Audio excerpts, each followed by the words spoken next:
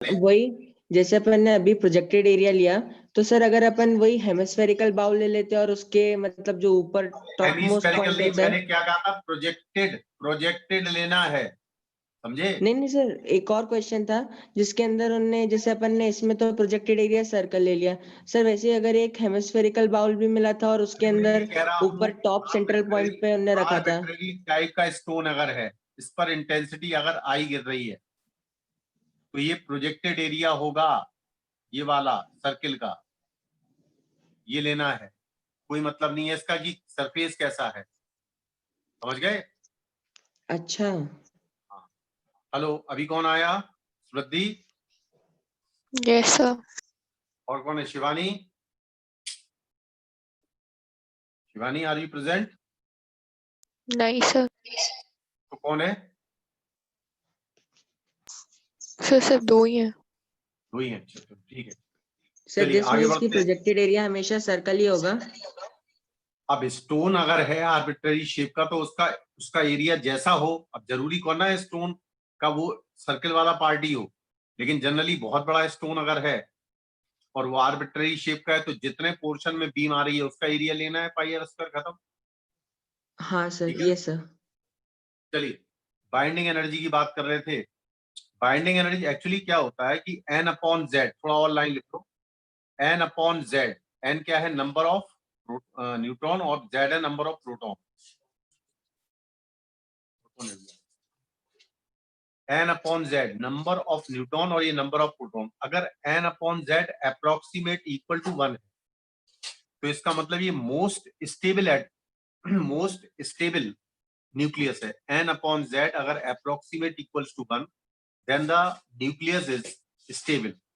और ध्यान रखो, जिन न्यूक्लियस के लिए, देखो ये एक्सपेरिमेंटल है, जिन न्यूक्लियस के लिए जेड 83 से ज्यादा होता है,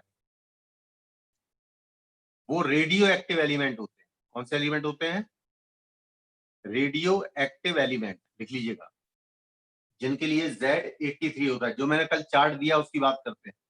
और ध्यान रखो, कुछ मैजिक नंबर होते हैं। क्या होते हैं? मैजिक नंबर, लिखिएगा मैजिक नंबर। मैजिक नंबर वो होते हैं जिनके लिए Z यानी नंबर ऑफ प्रोटॉन जिसमें इवन होते हैं, जिसमें क्या होते हैं?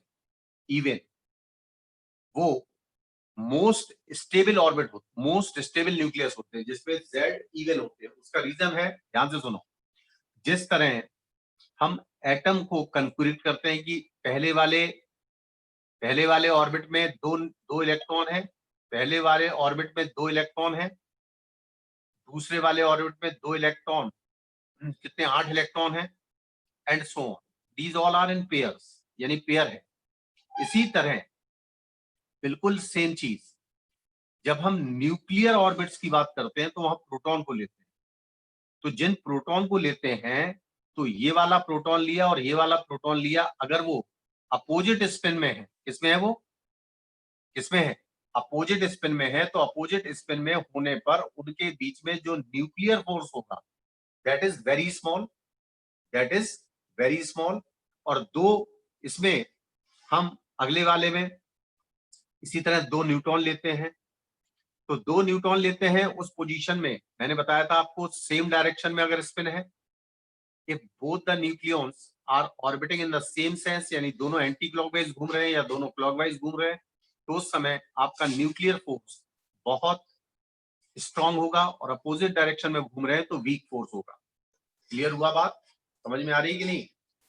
हाँ सर। आ रही है कि नहीं? तो उसी पोजीशन में अगर ऑर्बिटिंग, तो ध्यान रखिएगा एन अपॉन जेड, जिनमें यानी एन नंबर ऑफ प्रोटॉन और नंबर ऑफ न्यूट्रॉन अगर बराबर है, ये न्यूट्रॉन है, ध्यान रखना, अगर बराबर है तो मोस्ट स्टेबल है। तो और जिसमें नंबर ऑफ न्यूट्रॉन बहुत ज्यादा है नंबर ऑफ प्रोटॉन से, ध्यान से सुनिएगा, नंबर ऑफ न्यूट्रॉन अगर बहुत बड़े हैं प्रोटॉन से, और दूसरी केस में अगर मान लो जेड बड़ा है, जेड बड़ा है, इनसे 2 केस और ले रहा हूं, जेड बड़ा है नंबर ऑफ न्यूट्रॉन से, इसका मतलब है जेड का मतलब नंबर ऑफ प्रोटॉन, इसका मतलब न्यूक्लियस के अंदर प्रोटॉन ज्यादा है, और न्यूक्लियस के अंदर अगर प्रोटॉन ज्यादा है तो नेचुरली बात है किसी एक प्रोटॉन पर बाकी बचे हुए प्रोटॉन रिपल्सन फोर्स लगाएंगे, तो ये वाला मोस्ट अनस्टेबल होगा। क्या होगा ये? मोस्ट, क्या होगा ये? मोस्ट अनस्टेबल, जिसमें Unstable. z greater than n होगा, जिसमें z ग्रेटर देन होगा n होगा, दैट इज मोस्ट अनस्टेबल। और दूसरी बात, अगर n बड़ा है z से, अगर n बड़ा z से, तो इस प्रोटॉन के चारों तरफ न्यूट्रॉन कलेक्ट होंगे, क्योंकि प्रोटॉन तो इसके रिपल्सन फोर्स से दूर भाग जाएंगे, प्रोटॉन तो दूर भाग जाएंगे। तो उस पोजीशन में n ग्रेटर देन z है, तो स्टेबल तो है, ये स्टेबल तो है, लेकिन उतना स्टेबल नहीं है जिसमें n अपॉन z की वैल्यू 1 के अप्रॉक्स है। समझ में आ रहा कि नहीं आ रहा? और दूसरी बात है size of nucleus will be large, क्योंकि जनरली जो न्यूट्रॉन होता है वो हैवियर होता है प्रोटॉन से। ठीक है, क्लियर है? समझ में आ रहा कि नहीं आ रहा? अरे समझ में आ रहा Yes. है? और दूसरी बात मैंने बताई, z is greater than n, तो जब रिपल्सन फोर्स लगेगा इस प्रोटॉन पे, तो न्यूक्लियस का साइज एक्सपेंड होता जाएगा। न्यूक्लियस का साइज क्या होता जाएगा? न्यूक्लियस का साइज एक्सपेंड होता जाएगा, यानी इसके नेबरिंग नंबर ऑफ न्यूट्रॉन कम होते जाएंगे। नंबर ऑफ न्यूट्रॉन के कम होने से स्ट्रॉन्ग न्यूक्लियर फोर्स कम होता जाएगा और ये वाला न्यूक्लियस अनस्टेबल हो जाएगा, यानी in this case the nucleus will expand. Clear हुआ कि नहीं हुआ? समझ में आ रहा है? अरे सर समझ एक में आ और रहा है बात कि बता नहीं? दीजिए। जब z बड़ा है n से, तो ये जो आपके इलेक्ट्रॉन्स हैं they are exerting the repulsion force, और रिपल्सन फोर्स से ये वाले जो सरफेस है वो एक्सपेंड करना स्टार्ट कर देगा, वॉल्यूम एक्सपेंड करेगा, नंबर ऑफ न्यूट्रॉन कांस्टेंट है, तो नेबरिंग न्यूट्रॉन्स के नंबर कम हो जाएंगे, और नेबरिंग न्यूट्रॉन्स के जब नंबर कम हो जाएंगे तो उसके न्यूक्लियर फोर्स कम हो जाएगा, और न्यूक्लियर फोर्स के कम होने से ये इलेक्ट्रोस्टैटिक फोर्स को बैलेंस नहीं कर पाएगा, and finally the nucleus will unstable. क्या होगा ये?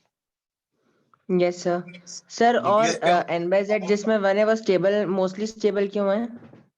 वो तो प्रैक्टिकली देखा है भैया, प्रैक्टिकली देखा है, यानी इसमें स्ट्रॉन्ग न्यूक्लियर फोर्स, यानी नंबर ऑफ न्यूट्रॉन प्रोटॉन के बराबर है। प्रोटॉन तो ऑलरेडी एक्सपेंड हो चुके हैं, प्रोटॉन तो वैसे ही सरफेस पर पहुंच चुके हैं, और यहाँ पर आपका इलेक्ट्रॉन है, इलेक्ट्रॉन घिरा हुआ है किससे?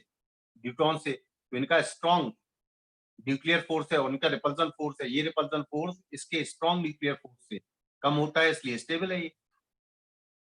क्लियर हुआ? हेलो, क्लियर हुआ? सर यहाँ समझ पर में आ रहा है? इलेक्ट्रॉन कहाँ से आ गया? वो तो बाहर ऑर्बिट्स में है ना? ये प्रोटॉन है यार, इलेक्ट्रॉन नहीं है, प्रोटॉन है, न्यूक्लियस की बात कर रहा है, यस प्रोटॉन। सर। ये प्रोटॉन कहाँ है? मैं इलेक्ट्रॉन कहाँ बोल रहा हूँ? नहीं सर, आपने अभी इलेक्ट्रॉन बोला था। इलेक्ट्रॉन का मतलब नहीं, अगर भूल से निकल गया, इलेक्ट्रॉन का मतलब ही नहीं है न्यूक्लियस में। ठीक है, यस सर। अब सुनिएगा, आगे सुनो, बस बोलो बीच में कम, थोड़ा सा सुनो। एक्चुअली अगर हम, एक क्वेश्चन बहुत अच्छा मैं डीपी में भी दूंगा, क्या एटॉमिक मास नंबर फ्रैक्शन में हो सकता है? यस, हो सकता है। अगर आप बहुत सारे एलिमेंट्स के न्यूक्लियस को मिला दें और मिला के कोई एलिमेंट बना दें, तो एलिमेंट का जो एवरेज एटॉमिक नंबर होगा वो लिखा m1x1 प्लस m2x2 और divide by x1 plus x2। अब इसकी वैल्यू एक रेशनल नंबर भी हो सकती है। ये है atomic mass number of element. Element is the mixture of nucleus. Clear है? क्लियर है? अब इसमें Yes, ये sir. बताना है x1 x2 क्या है, m1 m2 क्या है। ये m1 और m2 are the atomic masses of first nucleus, m2 is the atomic mass of second nucleus, and x1 and x2 are the abundance. Abundance का मतलब ये होता है कि मान लीजिए आपके पास टोटल वॉल्यूम V है, और टोटल वॉल्यूम में आपने V1 पार्ट आपने x1 का डाला और V2 पार्ट आपने x2 का डाला, तो V1 upon V that is the abundance of x, and V2 upon V that is the abundance of M2। Clear है? Yes sir. जैसे हम डेंसिटी ऑफ मिक्सचर निकालते हैं ना, डेंसिटी ऑफ मिक्सचर निकालते हैं, yes sir. Density is equal to mass upon volume करते हैं, तो बिल्कुल सेम चीज है कि atomic mass number of an element may be a rational number, it depends how much impurities are mixing. यानी वो जो आपने जो आपने न्यूक्लियस मिलाए उनका परसेंटेज क्या है, क्लियर हुआ कि नहीं हुआ? Yes clear sir. हुआ? Yes, sir. अच्छा, दूसरी बात एक चीज और याद रखो, एक होता है पैकिंग फ्रैक्शन। क्या होता है? Packing fraction. इसको याद करने वाली चीज है packing fraction, generally stands for nucleus. Packing fraction जितना हाई होगा न्यूक्लियस उतना अनस्टेबल होगा। पैकिंग फ्रैक्शन के हाई होने से बाइंडिंग एनर्जी पर न्यूक्लियन कम हो जाती है। Binding energy per nucleon reduces on increasing the packing fraction. Clear है? सर पैकिंग फ्रैक्शन होता क्या है?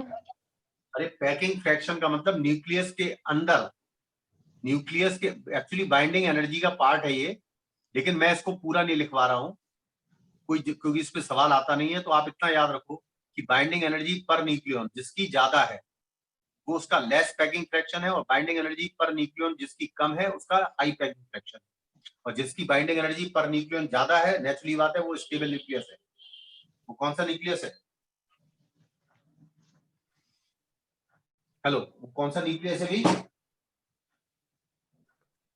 Stable. हाँ, याद रखिएगा पैकिंग फ्रैक्शन जिसका हाई है यानी बाइंडिंग एनर्जी पर न्यूक्लियन उसकी उतनी ही कम है, यानी वो उतना ही अनस्टेबल न्यूक्लियस है। अब देखो मैं बताने जा रहा हूं, कल आपको बताया था बाइंडिंग एनर्जी के बारे में। कल बाइंडिंग एनर्जी में मैंने मास डिफेक्ट बताया था आपको, याद है? याद यस है? सर। तो one atomic Yes, mass unit, one atomic mass unit ये करीब होती है एक प्रोटॉन के बराबर, अप्रोक्सीमेट 1.66 इंटू 10 की पावर -27 kg, -27 kg। मैंने आपको ये भी बताया था 1/12 part of one carbon atom, 1/12 part of one carbon atom, यानी इसके अंदर 6 प्रोटॉन है, यानी 6 times the mass of proton, देखना कौन है, plus 6 times the mass of neutron divide by 12, that is 1 AMU। ठीक है, क्लियर है? ये तो आप सभी का निकाल सकते हैं। और दूसरी बात है, अकॉर्डिंग टू आइंस्टीन रिलेशन, अगर 1 AMU मास अगर एनर्जी में कन्वर्ट होता है तो ये 931 बिलियन इलेक्ट्रॉन वोल्ट एनर्जी होती है। कितनी होती है? 931 billion electron volt energy. When 1 AMU gets converted into energy, then it gives 931 billion electron volt. समझ में आ रहा है? Sir million? हाँ यार, मिलियन इलेक्ट्रॉन, 931। अरे यार तुम पढ़ा करो थोड़ा बीच में, ये जैसे बच्चे और कम बोलते हैं ना, उनको सुना करो, जब मैं गलत बोलूं तब बोलना, ठीक है? सर एक्चुअली आपकी आवाज कट रही थी इसलिए मैंने पूछा। हाँ नहीं, मैं इसलिए कह रहा हूँ 931 मिलियन इलेक्ट्रॉन वोल्ट, ये आइंस्टीन का रिलेशन है, famous relation, 931 million electron volt. ठीक है, अब सुनिएगा, मान लीजिए अगर कोई m मास है और वो रेस्ट पर है, तो इसकी रेस्ट मास m0 मास है। m0 मास अगर रेस्ट पर है तो इसकी rest mass energy m0 c² होगी। और मान लीजिए ये v से चल रहा है तो इसकी काइनेटिक एनर्जी इसके मोशन के कारण होगी, यानी हाफ m0 v²। समझ में आ रहा कि नहीं आ रहा? अगर मान लीजिए कोई पार्टिकल अगर रखा हुआ है तो ये रेस्ट मास एनर्जी है, और अगर मोशन में है तो rest mass energy plus moving due to kinetic energy. This is the total energy of this particle. नहीं आया समझ में? अरे आया कि नहीं आया? yes, समझ में आ गया? तो ध्यान रखिएगा, एक बात ध्यान रखें, m0 c² ये है रेस्ट मास एनर्जी, लिख दीजिएगा, और this is the kinetic energy due to motion. तो टोटल एनर्जी जो है इस पार्टिकल की, दैट इज दिस। क्लियर है? क्लियर है भाई? yes, sir. चलिए आगे बढ़ते हैं। अब Q वैल्यू की बात कर रहे थे और बाइंडिंग एनर्जी। तो बाइंडिंग एनर्जी में कल मैंने बताया था कि जब न्यूक्लियॉन्स कंबाइंड होते हैं तो मान लीजिए Z प्रोटॉन है और A माइनस Z न्यूट्रॉन है, A माइनस Z न्यूट्रॉन है, तो total mass before making a nucleus ये है, और माइनस मास ऑफ एटम या मास ऑफ न्यूक्लियस को कैपिटल Mn मान लिया, इक्वल टू ये होगा डेल्टा M। बोलो हाँ या ना? ये होगा मास डिफेक्ट। समझ में आ रहा है? Yes, sir. अब ये मास डिफेक्ट एक्चुअली जो न्यूक्लियस बना है, ये न्यूक्लियस जो बना है, इसका मास जो बना है वो mn है, क्योंकि मैंने बताया था इलेक्ट्रॉन का मास नेग्लिजिबल है। और दूसरी बात, इसके अंदर जो न्यूट्रॉन है या जो प्रोटॉन है, they are in bind system. किसमें अभी? बाइंड सिस्टम में है। तो ये डेल्टा एम कन्वर्ट हो जाता है बाइंडिंग एनर्जी। बाइंडिंग एनर्जी कल मैंने बताई थी आपको, delta m c square, delta m c square. अब बाइंडिंग एनर्जी पर न्यूक्लियन यानी बाइंडिंग एनर्जी एवरेज, इसी को binding energy per nucleon, that is total binding energy, total binding energy upon total number of nucleons. ये है, समझ में आ रहा है? बात समझ में आ रही है? Average binding energy per nucleon, total number of nucleon A है, total binding energy we can find by mass defect, और अपॉन पर न्यूक्लियन की कितनी बाइंडिंग एनर्जी है। पर न्यूक्लियन की बाइंडिंग एनर्जी का मतलब, अगर मैं किसी एक न्यूक्लियन को निकालना चाहूं तो इतनी एनर्जी मुझे न्यूक्लियस में देनी पड़ेगी, उस न्यूक्लियन को इतनी एनर्जी सप्लाई करनी पड़ेगी। नहीं समझ में आया? आया कि नहीं आया? Sir, A क्या है? A is atomic mass number, total number of nucleon. देखो टोटल बाइंडिंग एनर्जी इन सारे न्यूक्लियन पे वो कितनी है? Delta m c square. और टोटल नंबर ऑफ न्यूक्लियन कितने हैं? A। तो पर न्यूक्लियन की कितनी एनर्जी से बाइंड है? Per nucleon. नहीं समझ में आया? हाँ हेलो, सर, आया कि नहीं? हाँ, टोटल बाइंडिंग एनर्जी ये है, और ये उन ए न्यूक्लियन को बांधे हुए है, बाइंड किए हुए है। इसका मतलब पर न्यूक्लियन की बाइंडिंग एनर्जी क्या होगी? क्योंकि ये energy equally distributed in every nucleon. आया समझ में? yes, हाँ, तो बाइंडिंग एनर्जी पर न्यूक्लियन ये है। और जब हम पीरियोडिक टेबल में, जब मैंने आपको चार्ट दिया, आप चार्ट खोल लो जरा, चार्ट खोल लो, वो चार्ट खोलो जरा। अब उन्होंने ऐसा कुछ चार्ट बनाया, मुझे याद नहीं है, ऐसा बनाया ना कुछ, देखो ऐसा बनाया है। हेलो, हाँ सर, तो उन्होंने ये कहा जो Fe है, जो आपका आयरन है, जिसका एटॉमिक नंबर 56 है, उसकी बाइंडिंग एनर्जी पर न्यूक्लियन सबसे ज्यादा है, करीब 8.8 मिलियन इलेक्ट्रॉन वोल्ट। ये बाइंडिंग एनर्जी एवरेज है। क्या है ये? Binding energy average. और ये है एटॉमिक नंबर, नहीं नंबर ऑफ प्रोटॉन। ये ग्राफ है, देखो आप, देख लो जरा। हाँ सर, देखा? अच्छा, अब मैं उसको समझाता हूँ। चार्ट वो खोल के रखो अपने सामने, अपने सामने उस ग्राफ को खोल के रखो, ठीक है? आप जरा गौर से देखें उस ग्राफ को, आप गौर से देखें तो जो 1H2 है, 1H2 में 1 ऑड नंबर है ना? 1 क्या है? 1 क्या है? अरे 1 odd क्या है? number, मैंने क्या बताया?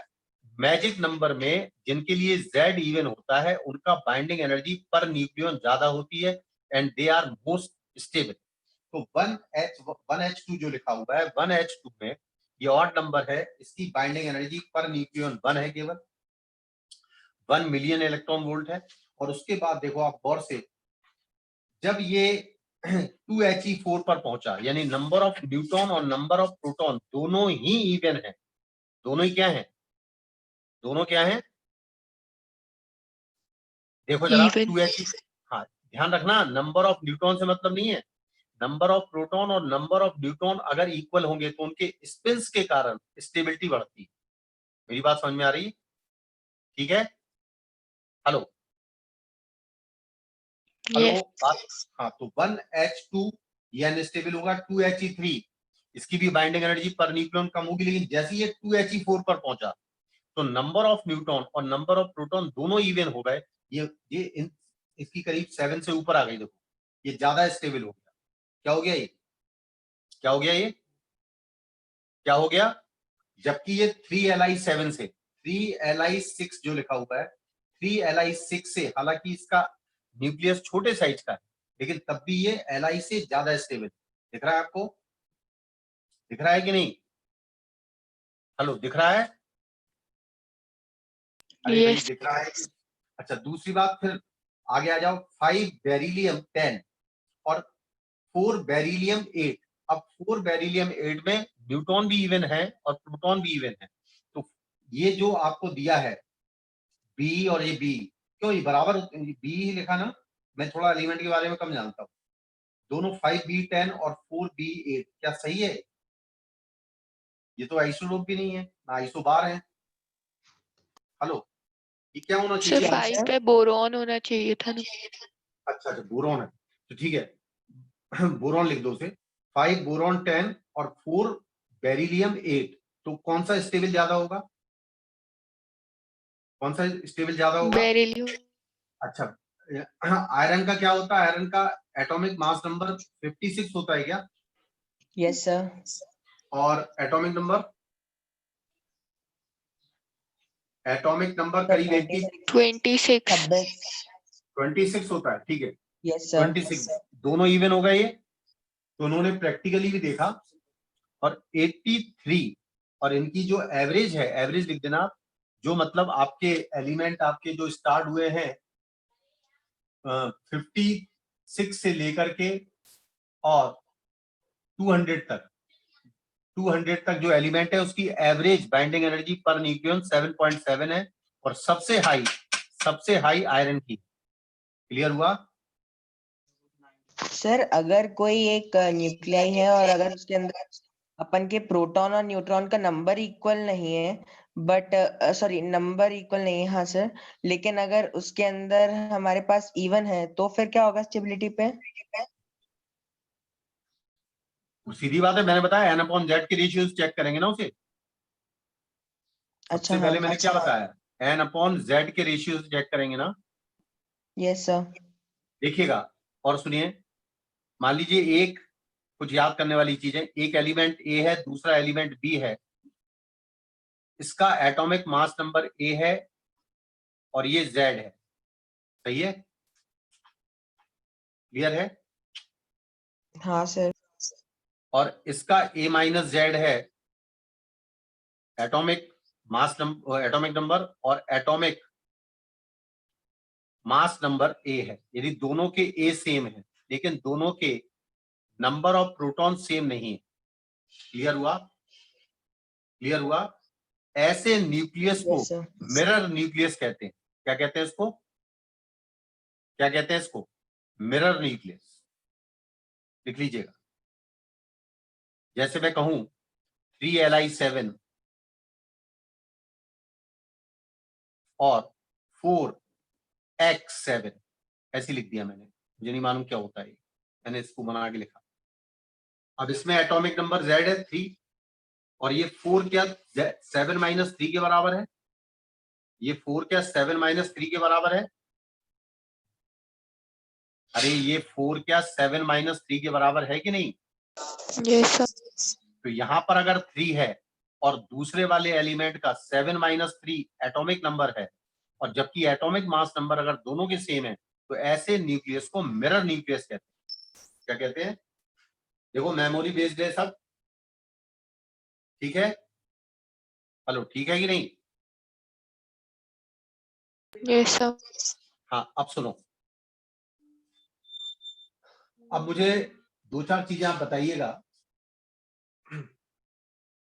दो चार चीजें मैं पूछ रहा हूं आपसे, बताइए।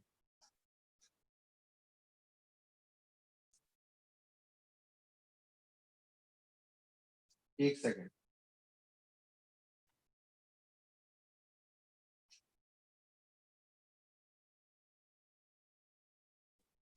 मान लीजिए आपके पास दो न्यूक्लियस हैं। आपके पास कितने न्यूक्लियस हैं? दो। एक है एक्स, चल क्यों नहीं कम डाली क्या इंक? ये एक्स है, इसमें नहीं डाली क्या एक्स? और ये है 4 8, और दूसरा एलिमेंट है वाई, इसमें है 12 35। ठीक है? ये अनस्टेबल है कि स्टेबल है? इसमें एन बाई जेड का यानी 4/4 है ना, ये सर स्टेबल क्या है। है? ये मोस्ट स्टेबल है।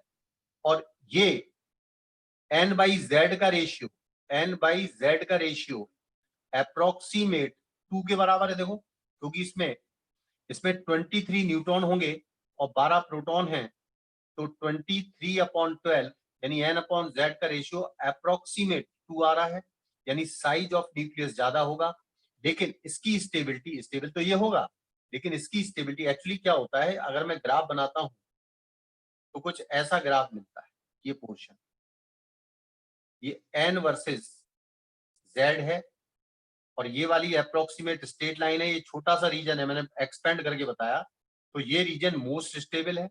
यहाँ पर n/z का रेशियो जो है, n/z का रेशियो अप्रोक्सीमेट 1 है, यहाँ पर n/z लेस देन 1 है, और यहाँ पर n/z ग्रेटर देन 1 है कि नहीं भाई? देखो जरा गौर से, है कि नहीं?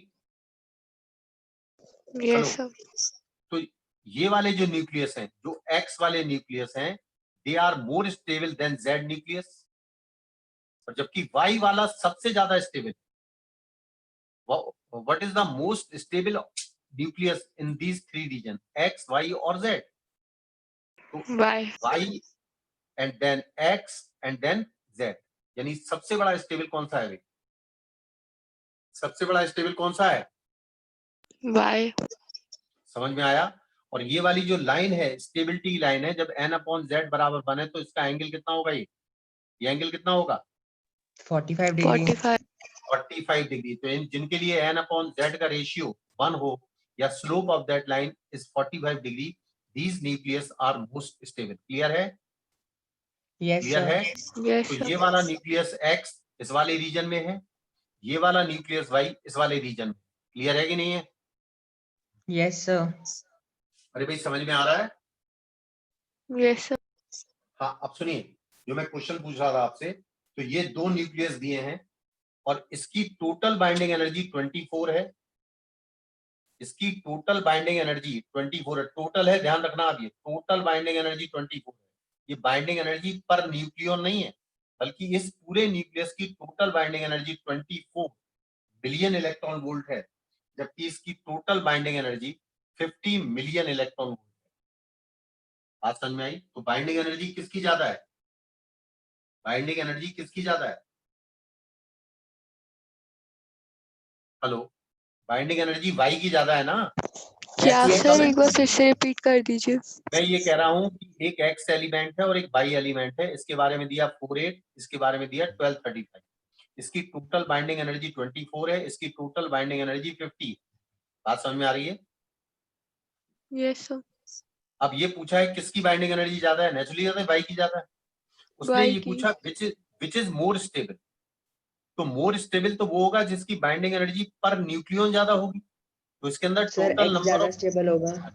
एक मिनट यार, 24 जो बाइंडिंग एनर्जी है मिलियन इलेक्ट्रॉन, उसके लिए टोटल नंबर ऑफ न्यूक्लियन 8 है, यानी 24/8। इसकी पर न्यूक्लियन बाइंडिंग एनर्जी है 3 मिलियन इलेक्ट्रॉन वोल्ट, जबकि इसकी बाइंडिंग एनर्जी 50/35 करीब 1 पॉइंट समथिंग। क्यों भाई? हाँ इसका सर। मतलब y is less stable then x। Clear हुआ? अरे यस क्लियर सर। हुआ? समझ में आया? हेलो, हाँ सर। अरे यार समझ में आया? सुमति Yes, sir. और शिवानी, शिवानी है प्रेजेंट की नहीं है? Yes sir.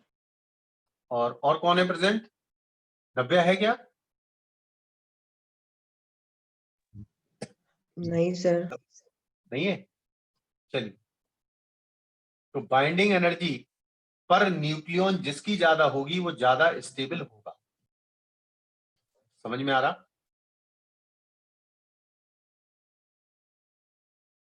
हेलो, आ रहा है ना समझ में?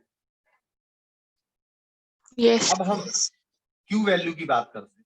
क्यू वैल्यू क्या होती है? सबसे ज्यादा क्वेश्चन इसी पे आता है, क्यू वैल्यू।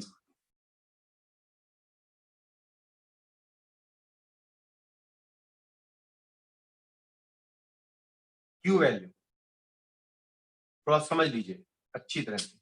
पहले 2-4 चीजें आप इसमें लिख लीजिए कि एक्चुअली कोलिजन होता है तो क्या क्या होता है, कौन कौन से लॉ गवर्न करता है न्यूक्लियस। ठीक है, 2-3 चीजें मैं लिखवा रहा हूं, उसको ढंग से याद भी रखना। ठीक है? हेलो, तो लिखिएगा लॉज गवर्निंग न्यूक्लियर रिएक्शंस। अब ध्यान रखो, न्यूक्लियर रिएक्शन जो होती है उसमें न्यूक्लियन पार्ट लेते हैं, और जबकि केमिकल रिएक्शन जो होती है उसमें इलेक्ट्रॉन पार्ट लेते हैं। यानी केमिकल रिएक्शन, मेरी बात समझ में आ रही है? केमिकल रिएक्शन में नंबर इलेक्ट्रॉन्स का रोल है जो न्यूक्लियस के बाहर है, जबकि न्यूक्लियर रिएक्शन प्योरली अगर दो आइसोटोप हैं, हेलो हेलो, आवाज आ रही है? Yes. पहला लॉ लिखिए, न्यूक्लियर रिएक्शंस के लॉज बता रहा हूं। पहला लॉ है law of conservation of charge. Law of conservation of charge.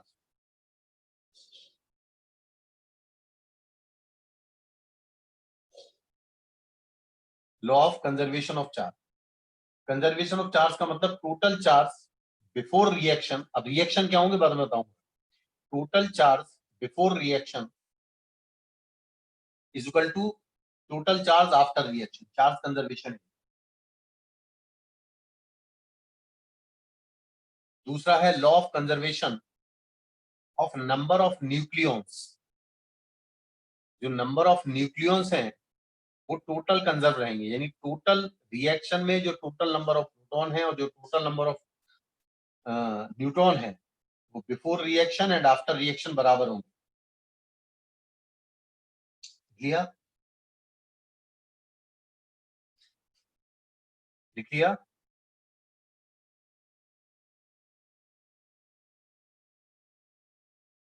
अरे लिखा कि नहीं? लिख लिया भाई? Yes.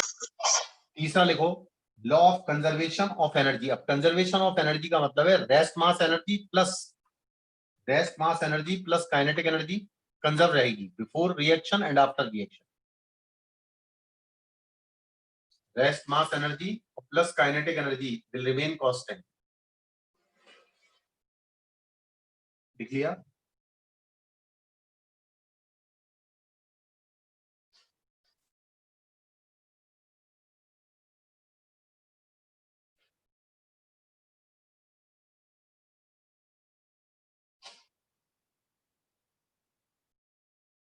लिख लिया भाई?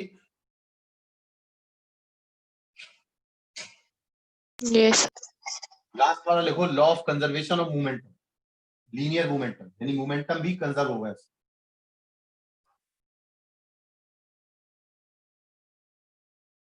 यानी total momentum before reaction and after reaction will be same.